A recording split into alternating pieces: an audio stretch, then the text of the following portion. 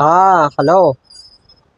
మీకు తెలుసా మన ex CM YS Jaganmohan Reddy గారు విశాఖ ఋషికొండలో 500 కోట్ల విలువైన భవనాలు కట్టారు.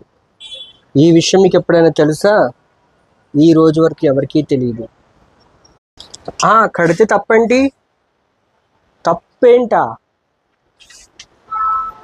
కట్టింది సొంత డబ్బుతో కాదు, ప్రజాధనంతో. ఎవరు చెబుతారు జవాబు? ఏమిటి ఈ అఘాయిత్యం? ఎవరిని అడిగి చేశారు? ఇదేనా ప్రజాస్వామ్యం?